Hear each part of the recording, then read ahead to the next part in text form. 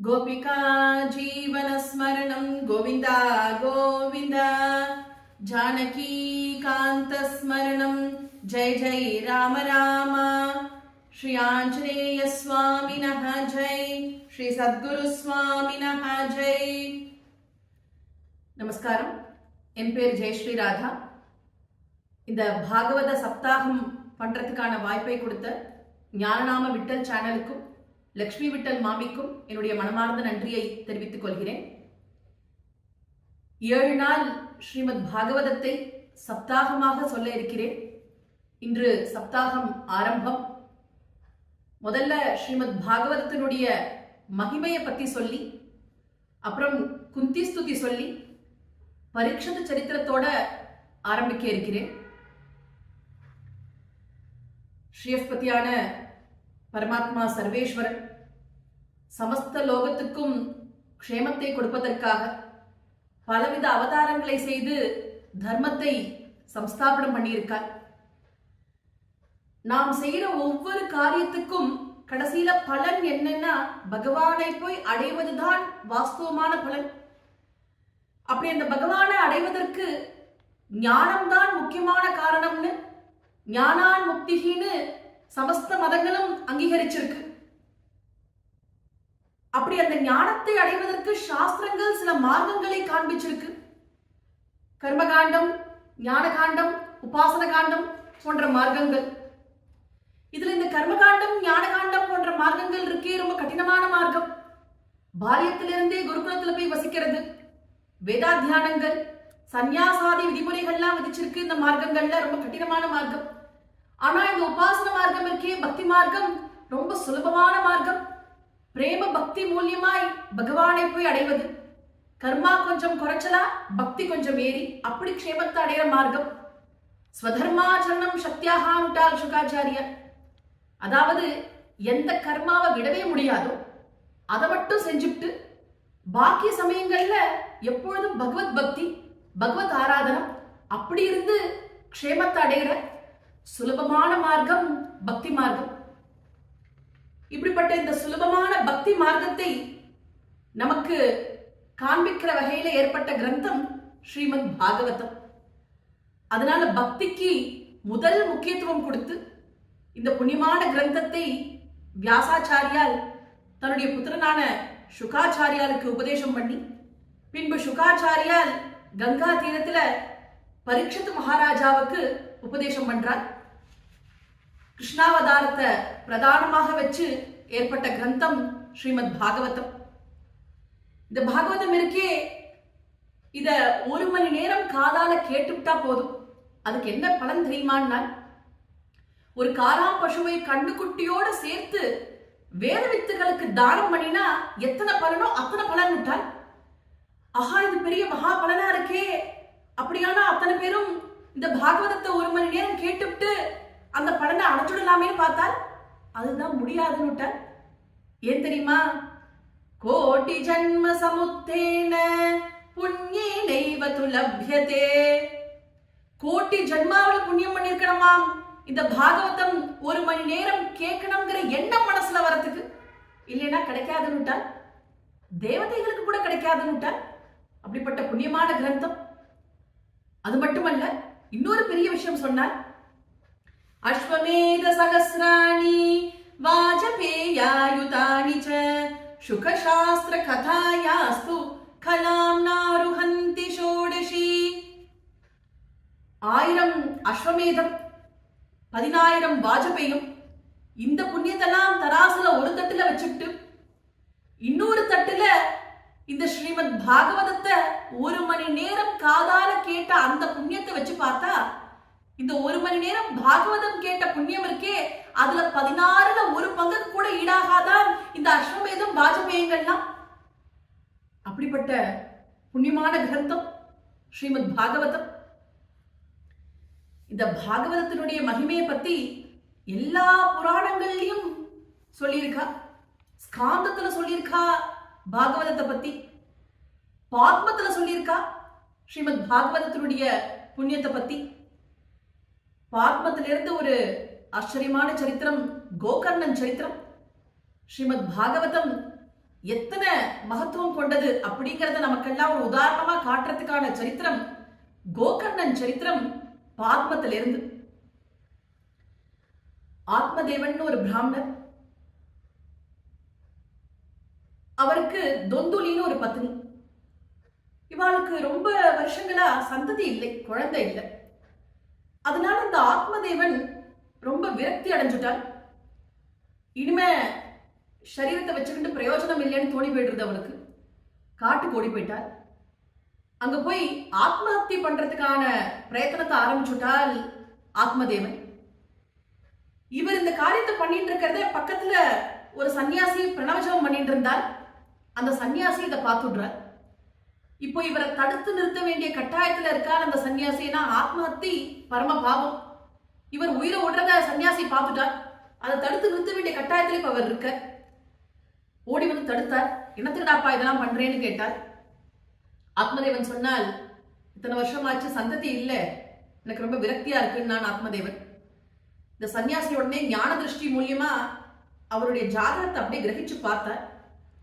இந்த ஜென்மா மட்டும் இல்லடா, இன்னும் 7 ஜென்மாவுக்கு உனக்கு சந்ததி இல்லையேன்னு ரொம்ப வருத்தப்பட்டான் ஆத்மதேவன். நான் என்னத்துக்கு உயிரோட இருக்கணும்னு கேட்டான். அப்படின்னா நீ பண்ணப்படாதடா, மந்திரம்னு ஒண்ணு இருக்கு. நான் மந்திரத்தை ஜபிச்சு ஒரு பழத்தை கொடுக்கறேன். அதை நீ உன் பத்னிக்கு கொண்டு போய் கொடு. அந்த பழத்தை சாப்பிட்டா உனக்கு குழந்தை பிறந்துடும் இந்த சன்னியாசி. யோகியினுடைய வாக்கு பொய்யாகாதுன்னு தெரியும் ஆத்மதேவனுக்கு. உடனே அவருக்கு நமஸ்காரம் பண்ணி அந்த பழத்தை வாங்கிக்கிட்டு ஆத்துக்கு போனான் ஆத்மதேவன். தன்னுடைய பத்னியான தொந்துலியை கூப்பிட்டு இந்த விஷயத்தெல்லாம் சொன்னான். தொந்துலியும் சாஸ்திரத்தை நம்பினவள். யோகியினுடைய வாக்கு பொய்யாகாதுன்னு அவளுக்கும் தெரியும். ஆனா அதையும் மீறி தொந்துலிக்கு ஒரு துர்யோஜனை ஒண்ணு தோணித்து. என்ன நினைச்சா தொந்துலி, நமக்கோ ரொம்ப வயசாயிடுத்து, இனிமே நம்ம இந்த வயசுக்கு அப்புறம் இந்த பழத்தை சாப்பிட்டு நம்ம கர்ப்பவதியாயி அந்த பிரசவத்து மூலியமா நம்ம உயிருக்கு ஏதாவது ஆபத்து வந்துடுதுன்னா என்ன பண்றது? இப்படி ஒரு துர்யோஜனை தோணித்து தொந்துலிக்கு. அதனால என்ன பண்ணினால் தொந்துலி, அந்த பழத்தை அப்படியே நெருக்கி ஆத்துல ஒரு பசுமாடு இருந்தது, அந்த மாட்டுக்கு கொண்டு போய் போட்டுட்டால் அந்த பழத்தை. அந்த பசுமாடு அந்த பழத்தை சாப்பிட்டு அது கர்ப்பமாயிடுது. ஆனா இப்ப பர்த்தாவுக்கு இப்ப பதில் சொல்லி ஆகணுமே. அதனால என்ன பண்ணினால் தொந்துலி, அதே ஊர்ல அவனுடைய சகோதரி கர்ப்பவதியா இருந்தார். அவளை கொண்டு வந்து தன் நாத்துல வச்சுக்கிட்டு தான் கர்ப்பம் போல அபிநயம் பண்ணி தான் கர்ப்பம் போல நடிச்சுட்டு பர்த்தாவை ஏமாத்தி விட்டார். இப்படியே இருந்தது. கால அவகாசமாச்சு. அந்த பசுமாடு பிரசவிச்சது. பிரசவிச்சா காது மட்டும்தான் பசுமாடு மாதிரி இருக்கு. சரீரங்கள்லாம் மானுஷ சரீரம். திவ்ய தேஜஸோட பிறந்தது அந்த குழந்தை. அந்த குழந்தைக்கு ஆத்மதேவனே புண்ணியாஜனம் எல்லாம் பண்ணி வச்சார். கோகர்ணன்னு பேர் வச்சால் அந்த குழந்தைக்கு. இந்த தொந்துலியோட சகோதரி இருக்காளே, அவளுக்கும் ஒரு குழந்தை பிறந்தது. அதை தொந்துலி தன் குழந்தைன்னு போய் சொல்லி அப்படி சொல்லிட்டு இருந்தார். அந்த குழந்தைக்கும் ஆத்மதேவனே புண்ணியாஜனம் எல்லாம் பண்ணி வச்சார். அந்த குழந்தைக்கு தொந்துகாரின்னு பேர் வச்சார். இந்த தொந்துகாரியும் கோகர்ணனும் ஒரே கிரகத்துல வளர்ந்துட்டு வரார். இந்த கோகர்ணன் எப்படிப்பட்டவன்? மகா பாகவதோத்தமன். எப்பொழுதும் பகவத் ஸ்மரணை, எப்போதும் பகவத் ஆராதனம், சத்சங்கம், இப்படி இருந்திருந்தான் கோகர்ணன். ஆனா இந்த தொந்துகாரி இருக்கானே, அவன் சரியான வழியில போகல. துஷ்ட ஸ்திரீகளோட சகவாசம், எல்லா இடத்துலயும் போய் திருடிட்டு வருது, இப்படி எல்லாம் ஒரு கெட்ட சங்கத்துல இருந்துட்டு இருந்தான் தொந்துகாரி. இப்படியே இருந்துட்டு இருந்தது. கொஞ்ச நாள் ஆச்சு. ஆத்மதேவன் காலமாயிட்டார். அதுக்கப்புறம் கோகர்ணனுக்கு தொந்துகாரியோட சேர்ந்து இதே கிரகத்துல வசிக்கிறதுல இஷ்டம் இல்லை. அதனால கோகர்ணன் என்ன பண்ணிடுறார், தீர்த்த யாத்திரைக்கு புறப்பட்டு போயிடுறார் இந்த கிரகத்தை விட்டுட்டு. இது தொந்துகாரிக்கு ரொம்ப வசதியா போயிடுறது தப்பு காரியம் பண்றதுக்கு. கோகர்ணன் இல்லைங்கிறது. நிறைய தப்பு காரியங்கள் பண்ணிட்டு இருந்தான் தொந்துகாரி. ஒரு சமயம் என்ன பண்ணினான், ஒரு விவாதத்துல தன்னுடைய மாதாவையே பிடிச்சு கணத்துல தள்ளி கொண்டு விட்டான். துஷ்ட ஸ்திரீகளெல்லாம் ஆத்துல கொண்டு வந்து வச்சுக்கிட்டான். ராஜாங்கத்துல போய் திருடின்னு வந்துட்டான். ஒரு நாள் என்னாச்சு, இந்த ஸ்திரீகள்லாம் பேசிக்கிட்டார். இவனோ ராஜ்யத்திலாம் போய் திருடிட்டு வரான், எங்கேயாவது நம்மள புடிச்சிட்டு போயிட போறா இவன் கூட இருக்கோமேனுட்டு அப்படின்னு நினைச்சு என்ன பண்ணா அந்த ஸ்திரீகள்லாம் தொந்துகாரி தூங்கின்னு இருக்கத்தே அவன் கை காலெல்லாம் கயிறு போட்டு கட்டி எந்த கணத்துல அவன் மாதாவை தள்ளினானோ அதே கணத்துல அவனையும் தள்ளி கொண்டு விட்டான். இவா இருக்கிற சொத்தெல்லாம் எடுத்துட்டு ஓடி போயிட்டா அந்த ஸ்திரீகள்லாம். இந்த விஷயம் கோகர்ணனுக்கு தெரிய வந்தது. ரொம்ப வருத்தப்பட்டான் கோகர்ணன். உடனே கயாவுக்கு ஓடி போய் தன்னுடைய பிராத்தா தொந்துகாரிக்கு ஸ்ராதங்கள்லாம் பண்ணினான், கயா ஸ்ராதம் எல்லாம் பண்ணினான் கோகர்ணன். ஒரு 10 வருஷம் ஆச்சு. என்னமோ ஆத்த போய் பார்ப்போமேனொட்டு ஆத்துக்கு வந்தான். 10 வருஷம் கழிச்சு கோகர்ணன் வந்து பார்த்தா வீடெல்லாம் ஒரே குப்பை, ஒரே புழுதியா கிடந்தது வீடெல்லாம்.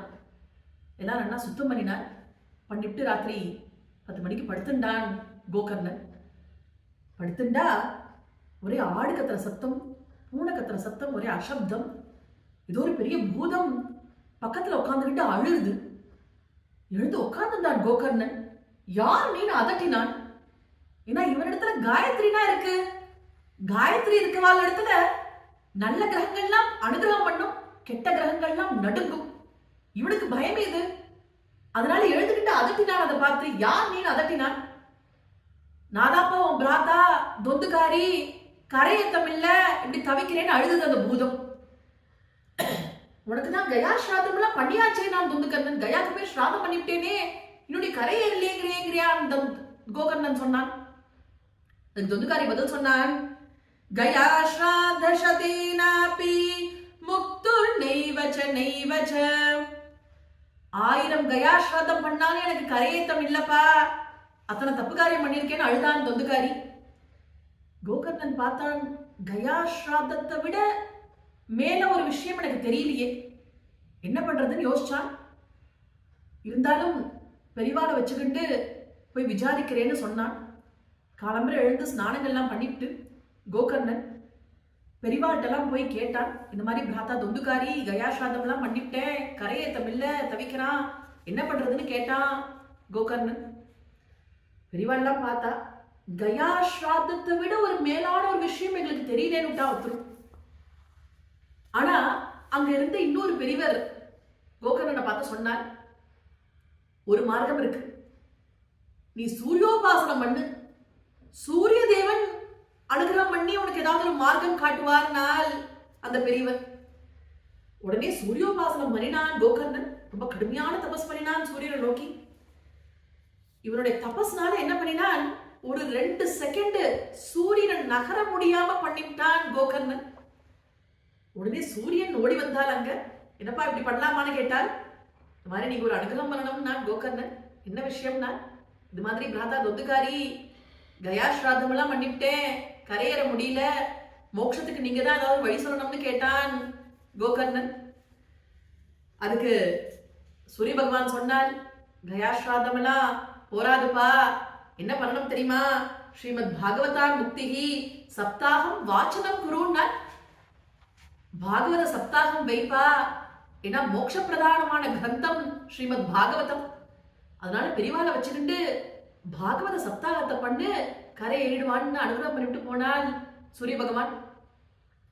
உடனே கோகர்ணன் கிரமப்படி பெரியவாளை வச்சுக்கிண்டு 7 நாள் அந்த கிரகத்துல பாகவதத்தை சப்தாகமாக வச்சு நடத்தினான். 7 நாள் பாகவத சப்தாகம் நடந்தது. 7ஆவது நாள் சப்தாகம் முடிகிற அன்னைக்கு வைகுண்டத்திலிருந்து விமானம் வந்து தொந்துகாரி அந்த விமானத்துல ஏறிக்கிண்டு பாகவத சப்தாகம் கேட்டு க்ஷேமத்தை அடைஞ்சேன், பாகவத சப்தாகம் கேட்டு க்ஷேமத்தை அடைஞ்சேன்னு கத்திக்கிட்டே வைகுண்டம் போய் சேர்ந்தான். அப்படி பாகவத சப்தாகம் கேட்டு தொந்துகாரி க்ஷேமத்தை அடைஞ்ச மகா புண்ணியமான கிரந்தம் ஸ்ரீமத் பாகவதம். இந்த கோகர்ணன் சரித்திரம் பாத்மத்துல ரொம்ப விசேஷமான சரித்திரம். பாகவத மகிமை எப்பேற்பட்ட மகிமைன்னு சொல்றதுக்கு நமக்கெல்லாம் ஒரு பெரிய உதாரணமாக ஏற்பட்ட சரித்திரம் கோகர்ணன் சரித்திரம். இப்படி தொந்துகாரி க்ஷேமத்தை அடைஞ்சு மகா புண்ணியமான கிரந்தம் ஸ்ரீமத் பாகவதம். இந்த பாகவத சப்தாகத்துல ஸ்ரீங்காரபுரம் பிரிவா அனந்தராம தீட்சிதர் குந்தி ஸ்துதியிலிருந்து முதல்ல ஆரம்பிப்பா. குந்தி ஸ்துதி ரொம்ப விசேஷமான ஒரு சரித்திரம். பாண்டவாளுக்கு பாரத யுத்தமெல்லாம் முடிஞ்சு பட்டாபிஷேகம் நடக்கிறது. சுவாமி கிருஷ்ணன் தானே முன்னிருந்து பட்டாபிஷேகத்தை நடத்தி வைக்கிறார். அந்த சமயம் குந்தி என்ன நினைச்சுக்கிறா, பாண்டவால திரௌபதியோட சேர்த்து ஆலிங்கனம் பண்ணிக்கணும்னு ஆசை குந்திக்கு. ஏன்னா ரொம்ப வருஷம் கழிச்சு குழந்தையில அப்பதான் பாக்குறா குந்தி. ஆனா அங்க கிருஷ்ணன சபையில பார்த்ததே, சுவாமி தான் நடத்தி வச்சிருக்காள் பட்டாபிஷேகத்தை. கிருஷ்ணன சபையில பார்த்ததே குந்தி என்ன பண்ணிவிடுறா, ஓடி போய் கிருஷ்ணன் சரணத்துல விழுந்து நமஸ்காரம் பண்ணிவிட்டாலாம் குந்தி. சுவாமிக்கு அப்படியே தூக்கி வாரி போட்டுது. என்னமா நீங்க எனக்கு நமஸ்காரம் பண்றீங்களே, நான் உங்க குழந்தையாச்சே, நீங்க எனக்கு அத்தையாச்சே, நீங்க எனக்கு நமஸ்காரம் பண்ணலாமான்னு கேட்டால் சுவாமி. அதுக்கு புத்தி சொல்றாள், கிருஷ்ணா நீ குழந்தையா கிருஷ்ணா, நீ யாரு தெரியுமா, யோகிகளுக்கெல்லாம் பக்தி சாகரத்தை அனுகிரகம் பண்ண வந்த தெய்வம் அல்லவா நீ. ஆனா என் கண்ணுக்கு நீ எப்படி தெரியல தெரியுமா கிருஷ்ணா. கிருஷ்ணாய வாசுதேவாய தேவகி நந்தனாய ச நந்த கோபகுமாராய கோவிந்தாய நமோ நமஹ. நமः பங்கஜநாபாய நமः பங்கஜமாலினே நமः பங்கஜநேத்ராய நமஸ்தே பங்கஜாங்கிரகே. கிருஷ்ணா என் கண்ணுக்கு நீ எப்படி தெரியல தெரியுமா, தேவகி வசுதேவரனுடைய புத்திரனாய், நந்தகோபர் யசோதையினுடைய தவ புதல்வனாய் ஒரு சின்ன குழந்தையாய் தெரியல கிருஷ்ணா. உன்னுடைய நாபி கமலம், உன் நேத்திரம் கமலம், உன் சரணம் கமலம் சுவாமி சரணத்துல விழுந்து நமஸ்காரம் பண்ணிவிட்டால் குந்தி. நமஸ்காரம் பண்ணிட்டு சொன்னாள் குந்தி, கிருஷ்ணா உனக்கு ஒரு விஷயம் தெரியுமா, உனக்கு உன் பக்தால் இடத்துல இருக்கே பிரேமை, அது உன்னுடைய அம்மாவினிடத்துல இருக்கிற அந்த பிரேமையை விட பல மடங்கு பெருசு கிருஷ்ணா. உனக்கு பக்தால் இடத்துல ரொம்ப பிரேமை கிருஷ்ணா. ஏன்னா தேவகியை கூட 7 கர்ப்பத்துக்கு அப்புறம் தான் நீ வந்து அவளை காப்பாத்தின. 6 குழந்தைகளை கம்சன் தேவகி கண் முன்னாடியே கொண்டுட்டான். அப்பெல்லாம் நீ போய் காப்பாத்தல. 7வது கர்ப்பத்துக்கு தான் நீ போய் காப்பாத்தின. ஆனா என்ன நீ எப்படி காப்பாத்தின தெரியுமா, கஷ்டம் வந்த போதெல்லாம் உடனுக்குடன் ஓடி ஓடி வந்து காப்பாத்தினிய கிருஷ்ணாங்கிறாள் குந்தி. யதா ரிஷிகேஷ கலேன தேவகி கம்சேன ருதாதி சிரம் சுசார்பிதா விமோசிதாஹம் ச சகாத்மஜா விபோ தவைவ நாதேன முஹுர் விபத்கணாத். அப்படி கஷ்டம் வந்த போதெல்லாம் ஓடி ஓடி வந்து காப்பாத்தினிய கிருஷ்ணா, சகாத்மஜா விபோங்கிறார். என்ன நீ தனியா காப்பாத்தல, என் குழந்தையோட சேர்த்து சேர்த்து நீ காப்பாத்தின, ஓடி ஓடி வந்து காப்பாத்தினியே, உன்னை நான் மறக்க முடியுமா கிருஷ்ணாங்கிறாள் குந்தி. சொல்லிவிட்டு 24 ஸ்லோகங்கள் மூலியமாக தனக்கு என்னெல்லாம் கஷ்டம் வந்தது, சுவாமி தன்னை எப்படியெல்லாம் காப்பாத்தினால் அப்படின்னு ஒரு பெரிய லிஸ்ட் ஒண்ணு கொடுக்கிறாள் குந்தி. அதுதான் குந்தி ஸ்துதி. லிஸ்ட்ல முதல்ல ஆரம்பிக்கிறாள் குந்தி. விருஷான் மகாக்னேஹே புருஷாத் தர்ஷனாத் ஆசத் சபாயாம் வனவாச பிரச்ரதஹ மிருதே மிருதே அநேக மகாரதாஸ்த்ரதோ द्रौण्यस्त्रतश्चास्म हरेभिः रक्षिताः. விருஷான் மகாக்னேஹே லிஸ்ட்ல முதல் ஐட்டம் ஆரம்பிக்கிறார். பாண்டவாள்லாம் ரொம்ப சின்ன வயசு, அப்போ சின்ன குழந்தைகளா இருந்தா. அப்போ ஒரு சமயம் என்னாச்சு, துரியோதனன் ரகசியமா திருதராஷ்டிரத்துல போய் சொல்லிட்டு இருக்கான், நீங்க என்ன பண்ணுங்கோ, இப்பவே யாருக்கும் தெரியாம ரகசியமா எனக்கு பட்டாபிஷேகம் பண்ணி வச்சிருக்கோம். ஏன்னா பாண்டவாள்லாம் பெரியவாளா ஆயிட்டான்னா பட்டாபிஷேகம் பண்றதுக்கு விடமாட்டா, அவ புடிங்கிட்டுருவா ராஜ்யத்தெல்லாம். அதனால யாருக்கும் தெரியாம இப்பவே நீங்க எனக்கு ரகசியமா பட்டாபிஷேகத்தை பண்ணி வச்சிடுங்கோன்னு சொல்றான் துரியோதனன். திருதராஷ்டிரனுக்கும் இது ரொம்ப நல்ல யோஜனைன்னு தோணி போச்சு. இப்படியே பண்ணிவிடலான்னு சொல்லிட்டு இருக்கான் திருதராஷ்டிரனும். இவா 2 பேரும் பேசிட்டு இருக்கிறத அந்த வழியா போயிட்டு இருந்த பீமன் கேட்டு விடுறான். உடனே பீமன் துரியோதனன் இங்க வான்னு கூப்பிட்டான். துரியோதனா இங்க வான்னு கூப்பிட்டான். வந்தான் துரியோதனன். எந்த மண்டடா கேட்கறது பட்டாபிஷேகம்னு நெருக்குன்னு குட்டிப்டான் மண்டையில. துரியோதனன் அப்படியே கிருகிருத்து போய் கீழே விழுந்துட்டான், மயங்கி போய். அன்னியிலிருந்து துரியோதனனுக்கு பீமனை கண்டா பரம துவேஷம். எப்படியாவது பீமனை ஒழிச்சு தரணும்னு தீர்மானம் பண்ணினா துரியோதனன். கொஞ்ச நாள் ஆச்சு. என்ன பண்ணான் துரியோதனன்? ஹஸ்தினாபுரத்துல இருக்கிற எல்லா குழந்தைகளுக்கும் ஒரு பெரிய விருந்து ஒண்ணு ஏற்பாடு பண்ணினான். குழந்தைகள் மட்டும்தான் வரணும், பெரிவா யாரும் வரப்படாதுன்னுட்டான். எல்லா குழந்தைகளையும் கூப்பிட்டுருக்கான், பாண்டவாலையும் கூப்பிட்டுருக்கான். ரகசியமா என்ன பண்ணினா, சமயக்காரரை கூப்பிட்டு, பீமனுக்கு குழக்கட்டைனா ரொம்ப பிடிக்கும், நீங்க என்ன பண்ணுங்கோ, ஏராளமான குழக்கட்டை பண்ணிட்டு வந்துருக்கோம் விதவிதமா. அதுல பீமனுக்கு பண்ற குழக்கட்டையில மட்டும் விஷத்தை சேர்த்து வச்சிருங்கோன்னு சொல்றான் துரியோதனன்.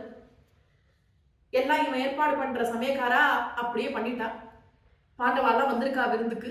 பீமனுக்கு மட்டும் ராஜ உபச்சாரம் பண்றான் துரியோதனன். தங்க சிம்மாசனத்துல உட்கார சொல்லி பீமனுக்கு பெரிய தங்க தாம்பாளத்தை வச்சு ஆசனங்கள்லாம் கொடுத்து தங்க தாம்பாளத்துல விதவிதமான குழக்கட்டையை கொண்டு வந்து பரிமாறுறா பீமனுக்கு. பீமன் ஆயிரக்கணக்கான குழக்கட்டையை சாப்பிட்டுட்டான். சாப்பிட்டதே லேசா தலை சுத்துறா மாதிரி இருக்கு பீமனுக்கு. எல்லாம் விஷம் கலந்த குழக்கட்டை சாப்பிட்டுட்டான். இருந்தாலும் குழக்கட்டை மேல இருக்கிற பிரியம் அதை விட முடியல பீமனால. இன்னும் மேற்கொண்டு ஆயிரக்கணக்கான குழக்கட்டையை சாப்பிட்டுட்டான் பீமன். சாப்பிட்டு அப்படியே மயங்கி விழுந்துட்டான் பீமன். மயங்கி விழுந்ததே துரியோதனன் என்ன பண்றான், ரகசியமா ஆட்களை வச்சு மூட்டையை போட்டு பீமனை கட்டி கங்கையில கொண்டு போய் எரிஞ்சுடுறான். இவன் எரியிற இடத்துல என்ன பண்ணிருக்கான் துரியோதனன், ஆயிரக்கணக்கான சூளங்களை நட்டு வச்சிருக்கான், கூர்மையான சூளங்களை. பீமனை தூக்கி எரியும் பொழுது அந்த சூளங்கள்ல அப்படியே பீறிக்கிண்டு பீமன் அப்படியே சதறி போகணுங்கிற எண்ணம் அவனுக்கு. ஆயிரக்கணக்கான சூளங்களை நட்டு வச்சிருக்கான் கங்கையில. ஆனா பீமன் நல்ல பலிஷ்டன். என்ன ஆச்சு, இந்த சூளத்தெல்லாம் நொறுக்கிக்கிண்டு நாகலோகம் போயிட்டான் பீமன். கங்கையில எரிஞ்சதே. நாகலோகம் போனா சர்ப்பங்கள்லாம் வந்து பீமனை கடிச்சது. இவன் உடம்புல பாஞ்சிருக்கிற விஷத்தெல்லாம் சர்ப்பங்கள் இழுத்துட்டு போயிடுது. ஒரு உதச்சான் பீமன். ஆயிரக்கணக்கான சர்ப்பங்கள் அப்படியே தெரிச்சு ஓடித்து. எல்லாம் பயந்து போய் நாகராஜா இடத்துல போய் சொல்லித்து. நாகராஜா ஓடி வந்து பார்த்தார். பீமன் அடையாளம் தெரிச்சு விட்டார். உடனே நாகராஜா எல்லாரையும் கூப்பிட்டு சொன்னார், இவன் யார் தெரியுமா, நமக்கெல்லாம் அன்னம் போடுற வாயு பகவானோட புத்திரன் பீமன் இவன் நாள் நாகராஜா சொல்லி பீமனுக்கு பரம உபச்சாரம் பண்ணி பீமனுக்கு அமிர்த கலசத்துல அமிர்தத்தெல்லாம் கொண்டு வந்து கொடுத்தார். அப்படி ராஜ உபச்சாரம் நடந்துட்டு இருக்கு இங்க பீமனுக்கு. அதுக்குள்ள அங்க குந்தி பீமனை காணுமேனுட்டு எல்லா இடத்துலயும் தேடுறா. பாண்டவாலாம் வந்துட்டா. பீமன் எங்கன்னு கேட்டா தெரியலேங்கிறா. ஏன்னா சின்ன குழந்தைகள் எல்லாரும் அப்போ. பீமன் எங்கன்னு கேட்டா தெரியலேங்கிறா பாண்டவாலாம். குந்திக்கு பயமா போயிடுது. குந்தி உடனே விதுரர் கிரகத்துக்கு போய் கேட்கிறா, என்னமோ பண்ணிவிட்டான்னு நினைக்கிறேன் குழந்தைய துரியோதனன். நான் குந்தி விதுரர் சொன்னால், எப்போ துரியோதனன் இதை ரொம்ப ரகசியமா பண்ணியிருக்கானோ நம்மளும் இதை ரொம்ப ரகசியமாவே அணுகணும். ஆனா ஒண்ணு சொல்றேன் குந்தி, சுவாமி கோபாலன் உங்க குடும்பத்துல எப்பொழுதும் பக்க துணையா இருக்கான். உன் குழந்தைக்கு ஒன்னும் ஆகாது, கவலைப்படாம போயிட்டு வான்னார் விதுரர். குந்தி ஆத்துக்கு வந்து தேடினால் பீமனை எங்கேயுமே காணும். குந்திக்கு என்ன பண்றதுனே தெரியல. 4 பாண்டவாலையும் கையில புடிச்சுக்கிண்டு காடெல்லாம் போய் ராத்திரியெல்லாம் போய் கதறி தேடினாலாம். பீமா பீமானு காடெல்லாம் போய் கதறினாலாம் குந்தி. பீமேதி பீமேதி சதா வதந்தி வனானி சர்வாணி ததா சரந்தி. ஹே பீமானு இப்படி காடெல்லாம் தேடினாலாம். 8 நாள் தேடி எங்கேயுமே பீமன் கிடைக்காம ஆத்துக்கு வந்து தரையில பிறண்டு கதறி அழுதாலாம் குந்தி. ஆஹா, குழந்தைக்கு ஏதோ பரம ஆபத்து வந்துருது போல இருக்கே, பீமனை இப்படி காணுமேனு கதறிட்டு இருக்காள் குந்தி. அப்பதான் பாண்டவாளுக்கே புரியுது, ஏதோ பீமனுக்கு பரம ஆபத்து வந்துருது போல இருக்குன்னு பாண்டவாலாம் அழுதுன்னு இருக்கா. அதுக்குள்ள நாகராஜா யோசனை பண்ணினான், இப்படி 8 நாள் ஆயிடுத்து, இனிமே நம்ம பீமனை இங்க வச்சுட்டு இருக்க கூடாதுன்னுட்டு ராஜ உபச்சாரத்தோட பீமனை கொண்டு போய் விடுறாள் நாகராஜா. குந்தி இங்க அழுதுன்னு இருக்காள். பீமன் அம்மானு கத்திக்கிட்டு ஓடி வந்துதான் குழந்தை. அந்த சமயம் குந்திப்பட்ட ஆனந்தத்தை வர்ணிக்க வார்த்தை இல்லேன்னுட்டால் வியாசர். அத்தனை ஆனந்தப்பட்டாலாம் குந்தி. அத சொல்லி காட்டுறாள் இப்ப குந்தி. ஹே கிருஷ்ணா, அன்னைக்கு அந்த விஷமோதக சமயத்துல என் குழந்தை பீமனை 9 நாளைக்கு அப்புறம் திருப்பி என் இடத்துல குழந்தை சேர்த்தியே, உன்னை நான் எப்படி கிருஷ்ணா மறப்பேங்கிறாள் குந்தி. அப்படி தான் பட்ட கஷ்டத்தை சொல்லி, கஷ்டம் எதனால வந்தது தெரியுமா கிருஷ்ணா, என்னுடைய ஜென்மாத்திர பாபகர்மாவனால வந்தது அந்த கஷ்டம், ஆனா காப்பாத்தினது நீ கிருஷ்ணா அப்படிங்கிறாள் குந்தி. அது மட்டுமல்ல, அடுத்த லிஸ்ட்ல அடுத்த ஐட்டத்தை சொல்றார். மகாக்னேகே விஷான் மகாக்னேகே. திருதராஷ்டிரனும் துரியோதனும் என்ன பண்றால், பாண்டவாளுக்கெல்லாம் ஏதோ ராஜ்யத்தெல்லாம் பிரிச்சு கொடுக்குற மாதிரி ஒரு அரண்மனை கட்டி கொடுக்குறான் துரியோதனன். அரக்குனால பண்ணப்பட்ட மாளிகை கட்டி கொடுத்து இதுல போய் நீங்க ரொம்ப சௌக்கியமா வசிங்கோன்னு சொல்லி அனுப்புறான். குந்தி பாண்டவாலாம் அங்க போய் இருக்கா. இவனுக்கு என்ன எண்ணம், ராத்திரி தூங்கின்னு இருக்கிறதே அப்படியே கொளுத்திடணும் அந்த மாளிகையை. ஏன்னா அது அரக்குனால பண்ணப்பட்ட மாளிகை, நல்லா தீ பிடிச்சிட்டு எரியும். அப்படி இவா எல்லாரையும் சம்ஹாரம் பண்ணிப்படலாங்கிற எண்ணம் துரியோதனனுக்கு. இந்த விஷயம் விதுரருக்கு தெரிஞ்சுடுத்து. விதுரர் என்ன பண்ணிட்டால், ரகசியமா ஒரு சுரங்க பாதை ஒன்று ஏற்பாடு பண்ணிடுறார். அந்த அரண்மனையில இருந்து காட்டுக்கு கொண்டு போய் விடுற மாதிரி ஒரு பாதை ஒன்று தயார் பண்ணிட்டால் விதுரர். பீமன் இடத்துல போய் சொல்லிவிட்டால் இந்த விஷயத்த. ராத்திரி எல்லாருமா சேர்ந்து சுரங்கப்பாதை வழியா காட்டுக்கு தப்பிச்சு ஓடுற மாதிரி பிளான் பண்ணிடுறா இவா எல்லாரும். இவன் துரியோதனன் என்ன பண்றான், ஒரு 5 புருஷா ஒரு ஸ்திரீ எல்லாரையும் அப்பாயிண்ட் பண்ணியிருக்கான். குளுத்துறதுக்காக எல்லாம் ரெடியா உட்கார்ந்துட்டு இருக்கு. அதுக்கெல்லாம் கல்லுகளெல்லாம் குடிச்சு விட்டு மயங்கி கிடக்கு கீழே. ராத்திரி எழுந்து கொளுத்த போறது, அதுக்காக ரெடியா இருக்கு எல்லாம். அதுக்குள்ள பீமன் என்ன பண்றான், பாண்டவால் குந்தி எல்லாரையும் அழிச்சுக்கிட்டு அந்த சுரங்கப்பாதை வழியா எல்லாரையும் காட்டுக்கு அமுச்சுடுறான். பீமன் மட்டும் திரும்பி வரான். திரும்பி வந்து அரக்கு மாளிகையை தானே கொளுத்திட்டு திரும்ப போயிடுறான் பீமன். இப்படி பாண்டவால் குந்தி எல்லாரும் காட்டுக்கு தப்பிச்சு போயிடுறா. அரக்கு மாளிகை பத்திக்கிட்டு எரியுது. துரியோதனன் அதை பார்த்துட்டு என்ன நினைச்சுட்டான், சரி பாண்டவால் குந்தி எல்லாம் போயாச்சுன்னு நினைச்சுட்டான். ஏன்னா பார்த்தா எல்லாம் சரீரங்கள்லாம் எரிஞ்சு போய் கிடக்கு. 5 புருஷால் ஒரு ஸ்திரீ சரீரம் எல்லாம் கிடக்கு. பார்த்துட்டு பாண்டவால் குந்தி எல்லாம் போயாச்சுன்னு முடிவு பண்ணிவிட்டான் துரியோதனன். பரம சந்தோஷம் அவனுக்கு. பீஷ்மருக்கு போய் தெரிவிச்சால் எல்லாரும். பீஷ்மர் ரொம்ப வருத்தப்பட்டாலாம், கதறினார் பீஷ்மர். ஆஹா, பாண்டவால் மகா தார்மிகாலாச்சே, பாண்டவால் இல்லாத இந்த பூமியில நான் இனிமே எப்படி ஜீவித்திருப்பேன்னு கதறினாள் பீஷ்மர். ரொம்ப வருத்தப்பட்டாலாம். அப்புறம் வேற வழியே இல்லாம பாண்டவாளுக்கு பரலோகத்துக்கு திருப்திகரமான காரியத்தை பண்ணவே விட்டும் தர்ப்பணங்கள் பண்றதுக்கு ஏற்பாடு பண்ணிட்டால் பீஷ்மர். விதுரர் என்ன பண்ணினா, சமயோசிதமா பீஷ்மர் இடத்துல ரகசியமா வந்து மந்திரமே இல்லாத தர்ப்பணமா பண்ணுங்கன்னு சொல்லிவிட்டால் விதுரர். புரிஞ்சுட்டால் பீஷ்மர். ஏன்னா விவேகி என்ன புரிஞ்சுட்டால். சரி அப்படின்னா பாண்டவாளுக்கு ஆபத்து இல்லைன்னு புரிஞ்சுட்டால் பீஷ்மர். எங்க சேகாலிபுரம் பெரியவா ரொம்ப ஹாஸ்யமா சொல்லுவா இந்த இடத்துல, பீஷ்மர் பரம விவேகி, இங்கிதம் தெரிஞ்சவர். அதனால மந்திரமே இல்லாத தர்ப்பணமா பண்ணுங்கன்னு சொன்னதே புரிஞ்சுட்டார். இதே வேற ஒரு அசடா இருந்ததுன்னா, என்னத்துக்காக மந்திரமே இல்லாத தர்ப்பணமா பண்ண சொல்றேன் அப்படின்னு இறஞ்சு கேட்கும். தன்னை காப்பாத்த வந்த மாதிரி மாட்டி விட்டுடும். அப்படி இல்லாம பீஷ்மர் விவேகியா இருந்ததுனால புரிஞ்சுட்டார். அப்படி என்னமோ தண்ணியை வாரி இறைச்சார். ஒருவேளை துரியோதனனுக்கு தர்ப்பணம் பண்ணாரோ என்னமோ அப்படின்னு ரொம்ப ஹாஸ்யமா சொல்லுவா எங்க சேகாலிபுரம் பெரியவா. அப்படி பாண்டவால் தப்பிச்சு காட்டுக்கு போயிட்டார். அதை இப்ப சொல்றா குந்தி. அன்னைக்கு அரக்கு மாளிகையில அத்தனை பரம ஆபத்து வந்ததே கிருஷ்ணா, நீ காப்பாத்தி கொடுத்தியே எங்களை விதுரன் மூலியமா, மறப்பேனா இத அப்படின்னு சொல்றாள் குந்தி. அது மட்டுமல்ல கிருஷ்ணா, இன்னொரு பெரிய விஷயம், திரௌபதிக்கு ஏற்பட்ட அந்த ஒரு மிகப்பெரிய ஆபத்து. திரௌபதி தலை பின்னல புடிச்சு இழுத்துட்டு வந்தானாம் துஷாசனன். வியாசர் அலறிட்டால், பாரதம் எழுதின வியாசர் அலறிட்டால் இந்த இடம் எழுதும் பொழுது திரௌபதி கேசத்தை பிடிச்சு இழுத்துட்டு வந்தானா. எப்பேற்பட்ட கேசம் தெரியுமா திரௌபதியுடைய கேசம்? ஏதோ வாசனைக்காக தலையில பூ வச்சிருந்த பின்னலா அது? எப்பேற்பட்ட பின்னல் தெரியுமா அது? ஹே ராஜசூயாவ மிருதே ஜலேன மகாக்ரதௌ மந்திர குருதேன சிக்தா. எந்த ஒரு ராஜசூய யாகத்தின் பொழுது கங்கையில வேத வித்துகள்லாம் 4 வேத கோஷத்தினால ஜலத்தை வாரி எந்த தலை பின்னல்ல இறைச்சாலும் அந்த தலை பின்னல புடிச்சு இழுத்துட்டு வந்தானே மகா பாப்பி துஷாசனன், என்ன பண்ணுவாள் தெரியுமா பாண்டவாள் இவனை அப்படின்னு வியாசர் அலறிட்டால் இந்த இடம் எழுதும் பொழுது.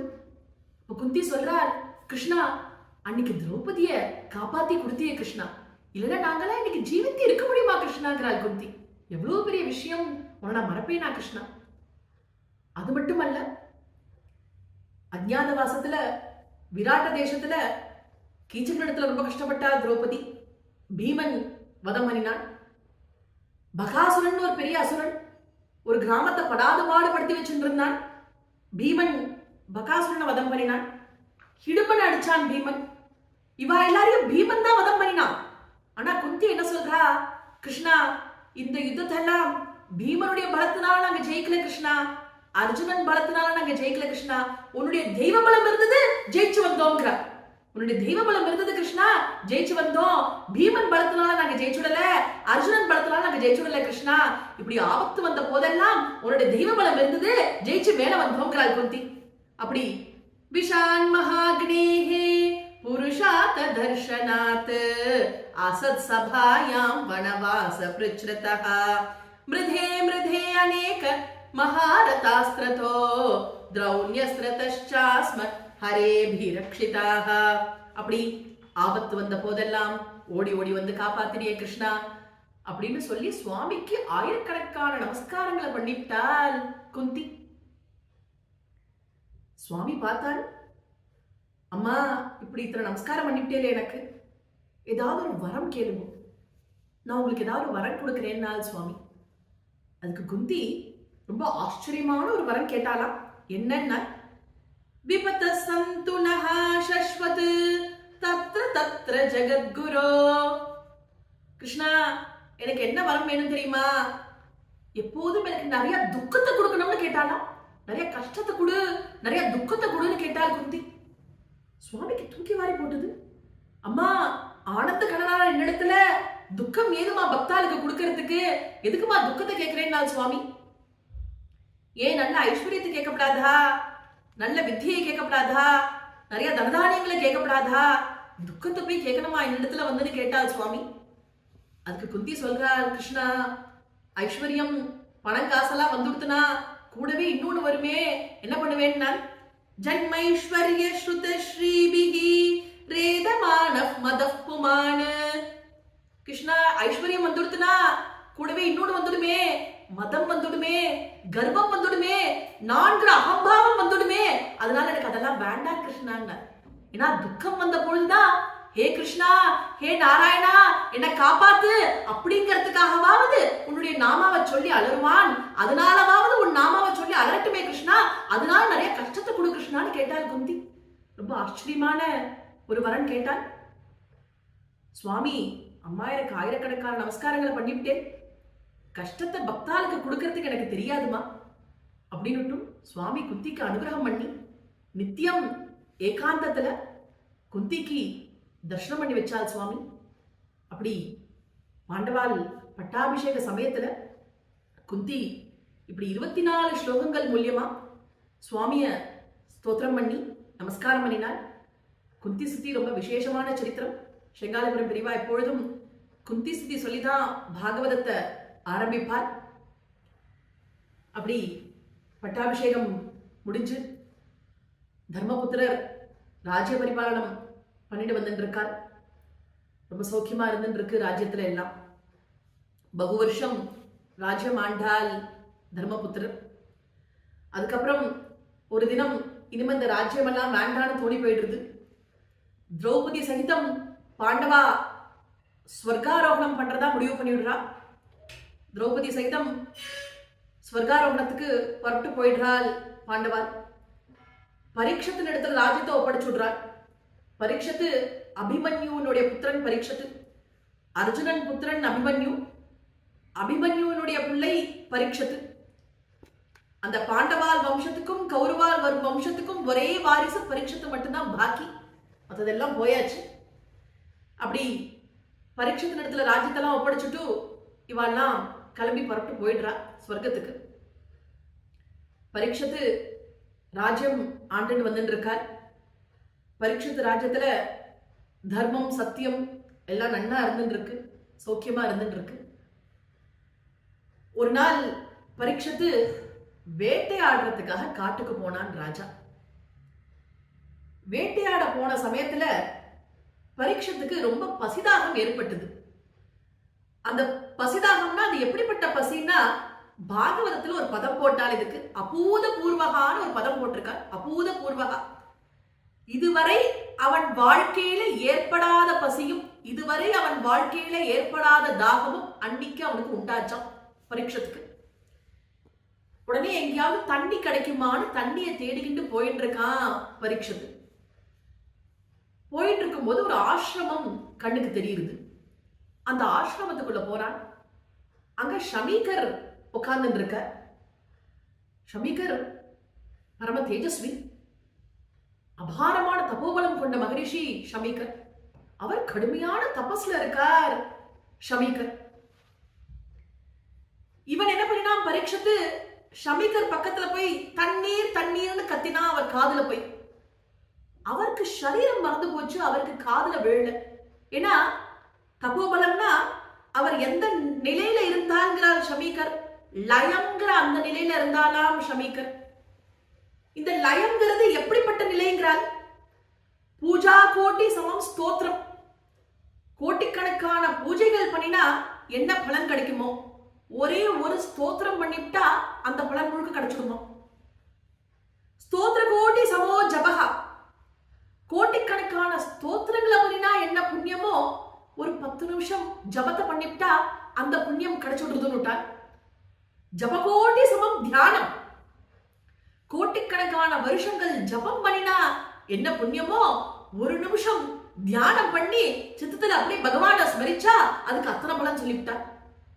தியான கோட்டி சமோ லயஹா, கோடிக்கணக்கான வருஷங்கள் அப்படிப்பட்ட தியானத்தை பண்ணினா அதுக்கு என்ன புண்ணிய பலனோ அந்த பலன் அந்த லயம்ங்கிற அந்த நிலைக்கு கிடைக்கிறதா. இந்த லயம்ங்கிற அந்த நிலையை அடைஞ்சுட்டா என்ன அர்த்தம்னா, ஆத்மஸ்வரூபத்தோட அப்படியே கலந்துடுறது. அதுக்கப்புறம் ஸ்வரூபம் வேற தான் வேறுங்கிற அந்த வித்தியாசம் தெரியாது, பகவான் வேற தான் வேறுங்கிற அந்த வித்தியாசம் தெரியாது. ஆத்மஸ்வரூபத்தோட போய் அப்படியே மர்ஜ் பண்ணிவிடுறார். அப்படி லயம்ங்கிற அந்த நிலையை அடைஞ்சிருந்தால், அந்த சமாதி நிலையை அடைஞ்சிருந்தால் ஷமீகர்,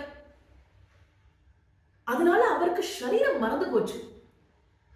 ராஜா வந்து தண்ணீர் தண்ணீர்னு கத்துறது ஷமீகருக்கு காதுல விழல. ராஜா என்ன பண்ணிட்டான், ரொம்ப கோபம் வந்துருத்து ராஜாக்கு. எத்தனை கத்தி பார்த்தான், ஷமீகர் கண்ணை திறக்கல.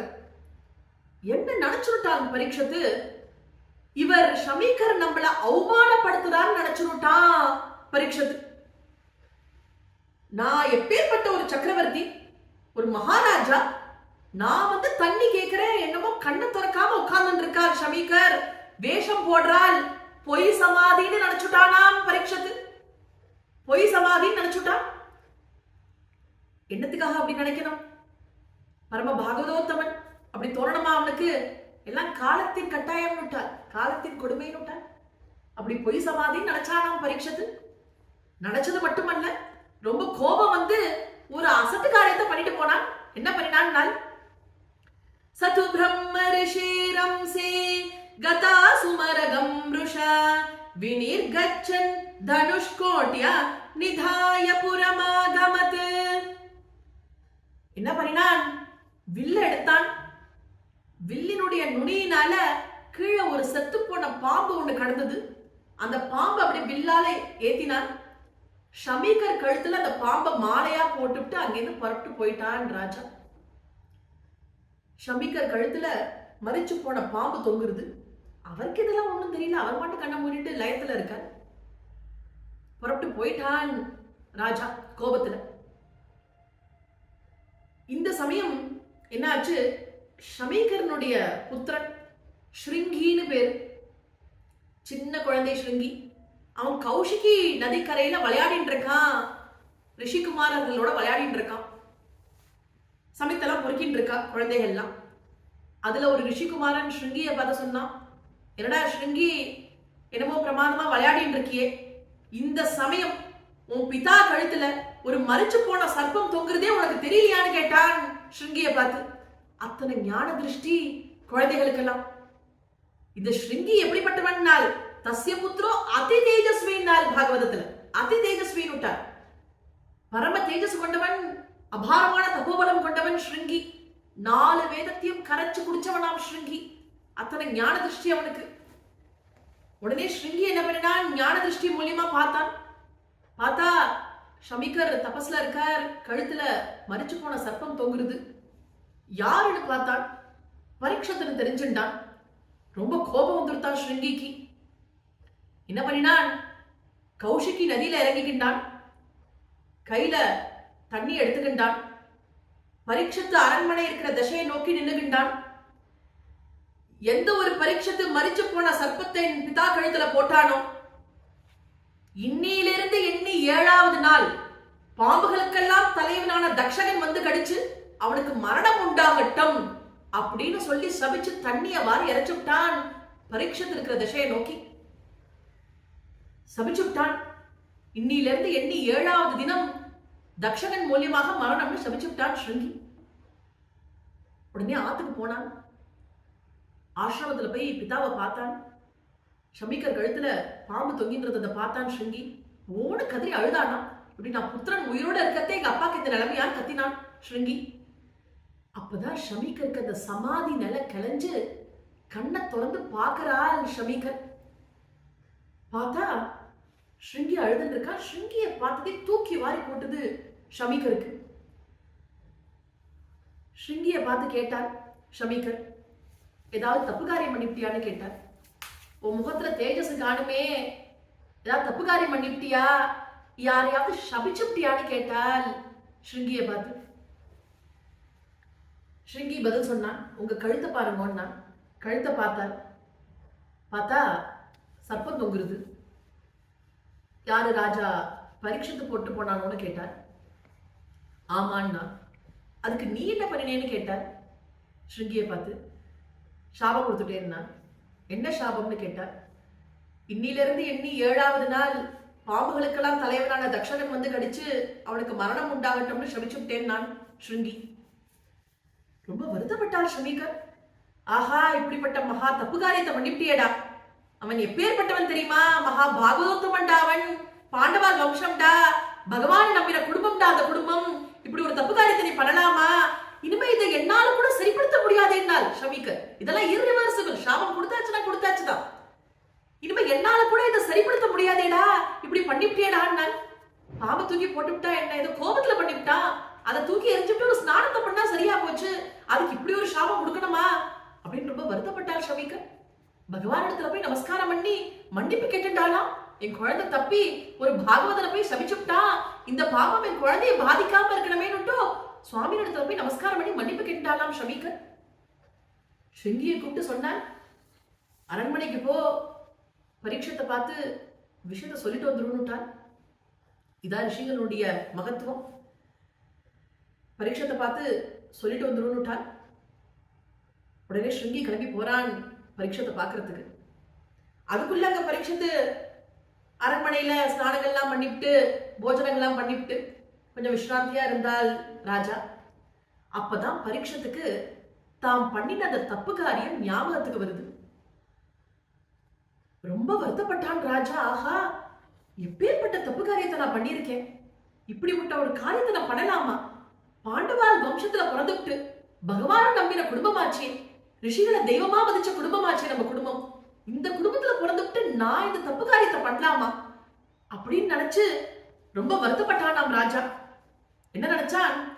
மகீபதிஸ்வத தற்கர்ம கர்ஹ்யம் விசிந்தயன் ஆத்மகிருதம் சுதர்மணாஹ அஹோமயானீச்ச மனார்யவத் கிருதம் நிராகசி பிரம்மணி கூட தேஜசி. இப்படிப்பட்ட தப்பு காரியத்தை நான் பண்ணிருக்கேனே, இதை நான் பண்ணலாமா, இந்த நீச்ச காரியத்தை பண்ணலாமா அப்படின்னு தாம் பண்ணின அந்த காரியத்தை நினைச்சு நினைச்சு அழுது கதறினானாம் பரீட்சத்து. அது மட்டுமல்ல, இன்னொரு விஷயம் சொன்னான் ராஜா. என்ன சொன்னான்?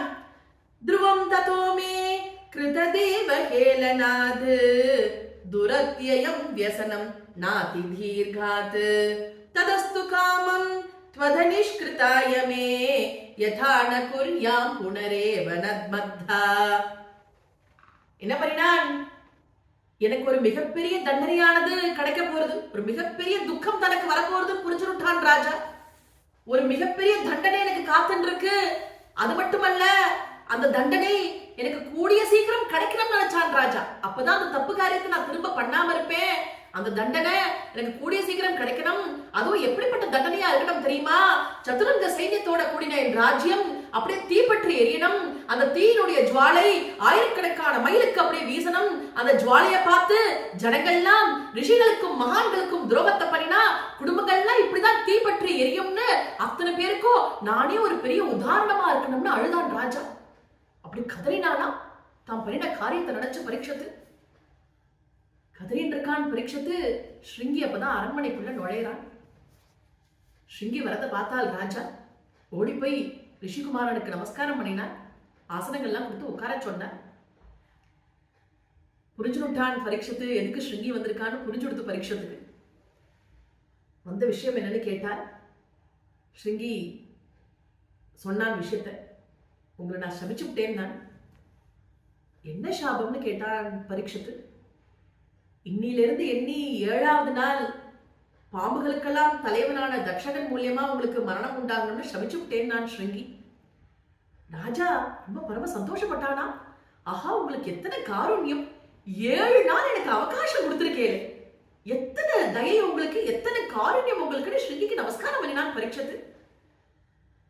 பண்ணிட்டு இனிமே ராஜ்யத்துல இருக்கக்கூடாதுன்னு முடிவு பண்ணிட்டான். ராஜ்யத்தெல்லாம் விட்டான். மர உரிமை எடுத்து கட்டிக்கின்றான். கங்கா தீரத்துக்கு புறப்பட்டு போனான் பரீட்சத்து. கங்கா தீரத்துக்கு போய் அங்க இருக்கிற பெரிவாளுக்கெல்லாம் நமஸ்காரம் பண்ணி கதறினான். கங்கையையும் பெரிவாரையும் நம்பி ஓடி வந்துட்டேன், என்னை யாரும் கைவிட்டக்கூடாதுன்னு அழுதான் பரீட்சத்து. அங்க இருந்த பெரிவாள்லாம் கேட்டா, ஏ ராஜன் இப்படி தனியா வந்திருக்கேளே கங்கை கரைக்கு, என்ன சமாச்சாரம், தனியா வந்திருக்கேளே, சகாயத்துக்கு யாரையாவது அழைச்சு தரப்படாதா அப்படின்னு கேட்டால் அங்கிருந்து வாழலாம் ராஜாவை பார்த்து.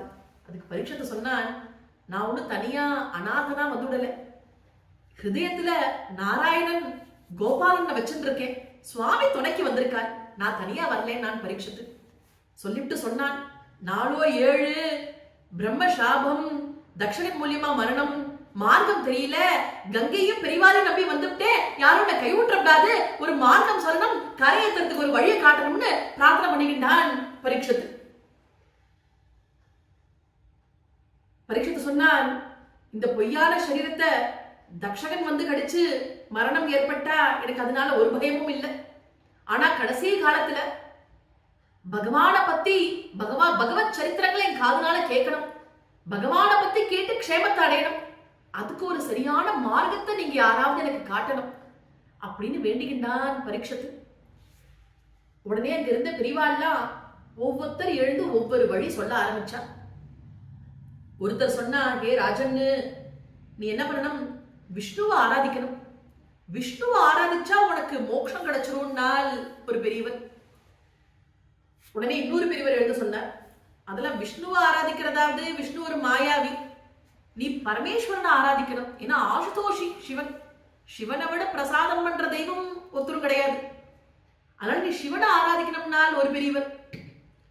இன்னொரு பெரியவர் எழுத சொன்னார், அதெல்லாம் விஷ்ணுவை யாரு கண்டா, சிவனை யாரு கண்டா, சூரியன் பிரத்யட்சமா தெரியறான், கண் முன்னாடி தெரிகிற தெய்வம் சூரியன், அதனால சூரியன் தான் பிரத்யட்சமான தெய்வம், நீ சூரியனை போய் ஆராதிக்கணும்னால் ஒருத்தர். இன்னொருத்தர் சொன்னார், நான் சூரியனை ஆராதிக்கிறதாவது, காலம்புற சூரியன் தெரியுது, சாயங்காலம் சூரியனை காணும், காலம்னு ஒண்ணு இருக்கே டைம்ங்கிறோமே, அதுதான் வாஸ்தவமா எப்போதுமே இருந்துட்டே இருக்கு, அது யாருக்காகவும் நிக்காது, காலம் அது போயிட்டே இருக்கும், அந்த காலம் தான் வாஸ்தவமான தெய்வம், நீ காலத்தை ஆராதிக்கணும்னார் ஒருத்தர். இன்னொரு பெரியவர் ரொம்ப விசேஷமான பதில சொன்னார், அதெல்லாம் விஷ்ணுவாவது சிவனாவது பூதமாவது தெய்வமாவது அதெல்லாம் ஒண்ணும் கிடையாது, நீங்க பேசாம ஆத்துக்கு போங்கோ அப்படின்னார் ஒருத்தர். இப்படி ஒவ்வொருத்தர் ஒவ்வொரு மார்க்கத்தை சொன்னார். பரீட்சத்துக்கு அப்பதான் கவலை ரொம்ப ஜாஸ்தி ஆயிடுது. 4 7 பெரிவாளோ பின்ன பின்னமா சொல்றா மார்க்கம், என்ன பண்றதுன்னு தெரியலையேன்னு கதறினான் பரீட்சத்து. இப்படி 7 நாள் தான் இருக்கு, மார்க்கம் புரியல, நான் என்ன பண்ணுவேன்னு அழுதான். அந்த சமயம் ஒரு மகாபிரபு பரீட்சத்தினுடைய சந்தேகத்தெல்லாம் தீர்த்து அவனுடைய பயத்தை நிவர்த்தி பண்றதுக்காக அங்க வந்தாலாம். அந்த மகாபிரபு யாருன்னா, தத்ரா பவத் பகவான் வியாசபுத்ரோ யத்ருச்சயா காமடமானோ நபேக்ஷஹ அலக்ஷ்யலிங்கோ நிஜலாபதுஷ்டோ விருதஹ ஸ்ரீபாலைர் அவதூத வேஷஹ. யார் வந்தாள்? வியாசபுத்திரால் சுகாச்சாரியால் வந்தாலாம். அங்க கங்கா தீரத்துக்கு பரீட்சத்தினுடைய சந்தேகத்தெல்லாம் நிவர்த்தி பண்றதுக்காக, பரீட்சத்துக்கு அனுகூலம் பண்றதுக்காக சுகாச்சாரியால் கங்கா தீரத்துக்கு வந்தான். சுகர் வரதை பார்த்துட்டு மகரிஷிகள்லாம் ஓடி வந்து சுகாச்சாரியால் சன்னத்துல வந்து நமஸ்காரம் பண்ணினான். பரீட்சித்து ஓடி வந்து நமஸ்காரம் பண்ணினான். 32 மகரிஷிகள் வந்திருக்காலாம் அங்க. சுகாச்சாரியால் இப்ப பரீட்சத்துக்கு பாகவதம் உபதேசம் பண்ண போறார். அத காதால கேட்கணும்னுட்டு 32 மகரிஷிகள் வந்திருக்கால். எல்லா ராஜ்யத்திலிருந்தும் ராஜாக்கள்லாம் வந்து காத்துட்டு இருக்காளாம். சுகாச்சாரியால் வாக்குனால பாகவதம் கேட்கணும்னுட்டு சுகர் வந்ததே பரீட்சித்து ஓடி போய் நமஸ்காரம் பண்ணினான். இவர் எப்படிப்பட்டவன் இந்த சுகாச்சாரியால்? இவரும் ஒருவேளை விஷ்ணுன்னும் சிவனும் வேதவாதம் பார்க்கிறவரோன்னால் இவர் உள்ள ஆத்மஸ்வரூபத்துக்குள்ள இறங்கி போய் உள்ளுக்குள்ள இருக்கிற வஸ்து ஒன்னே ஒண்ணுதான் தெரிஞ்சுட்டு வரான். உள்ள இருக்கிற வஸ்து சுத்த சத்துவங்கிறத புரிஞ்சுட்டு வரான் சுகாச்சாரியால். அவதூத வேஷம், ஒரே ஜட்டை, பூமி அருகே தொங்குறது அப்படியே. 16 வயசு, திவ்ய சரீரம், நல்ல யௌவனம். இப்படி இருந்தார் சுகாச்சாரியார். குழந்தைகள்லாம் யாரோ பைத்தியம் போறதுன்னுட்டு துணியெல்லாம் கிழிச்சு அப்படி மாலையா தொங்க விட்டுருக்கான் கழுத்துல. திவ்ய சரீரமா இருக்கார் சுகாச்சாரியார். இவரை பார்த்ததே பரீட்சித்து நமஸ்காரம் பண்ணி கதறினான். 4 7 மார்க்கமோ புரியல, பிரம்ம சாபம், ராஜ்யத்துல பாவம் பண்ணியிருக்கேன், பெரியவாள்லாம் பிண்ட பிண்டமா சொல்றா, என்ன பண்றதுன்னு எனக்கு தெரியல. நான் எதை பண்ணணும், நான் யார ஸ்மரிக்கணும், எதை ஜபிக்கணும், என்ன பண்ணணும், எப்படி பண்ணணும், எதை விடணுமோ அதையும் நீங்க சொல்லணும் நான் பரீட்சத்து. இப்படி ஏராளமான கேள்விகளை கேட்டான் பரீட்சத்து. சுகாச்சாரியால் பரீட்சத்தை பார்த்து, ஹே ராஜன்னு பயப்படாதேன்னு சொன்னாலும், பயப்படாதேங்கிற அந்த வார்த்தையை சுகாச்சாரியால் வாக்குனால கேட்டதே பரீட்சத்துக்கு பரமானந்தம். பரீட்சத்து சொன்னான், ஆஹா, இப்படி சாதுக்கள் வாக்குனால பயப்படாதேன்னு சொல்றேலே, நான் இன்னும் பல ஜென்மா எடுத்து இப்படி சாது சங்கத்தை தேடி ஓடி வரணும், சாதுக்கள் வாக்குனால என்ன பார்த்து பயப்படாதேன்னு சொல்லணும், அதை நான் கேட்கணும் நானா பரீட்சத்து. அப்ப சுகாச்சாரியால் சொன்னால், ஹே ராஜன்னு, இங்க 32 மகரிஷிகள் வந்திருக்காளே, இவாளா பண்ணாத ஒரு மிகப்பெரிய புண்ணியம் நீ பண்ணிருக்கேன்னால் சுகர் என்னன்னு கேட்டான் பரீட்சத்து. 7 நாள் பரியந்தம் உனக்கு சாவு இல்லைங்கிறது தீர்மானமா தெரிஞ்சு போச்சேன்னா, இங்க இருக்கிற மகரிஷிகள் யாராவது ஒருத்தர் சொல்ல முடியுமா இன்னும் எத்தனை நாள் அவளுக்குன்னு கணக்கு சொல்ல முடியுமா? இன்னும் 7 நாள் உனக்கு சாவு இல்லைங்கிறது தீர்மானமா தெரிஞ்சு போயிடுதே, இது போராதான்னு கேட்டார் சுகாச்சாரியார்.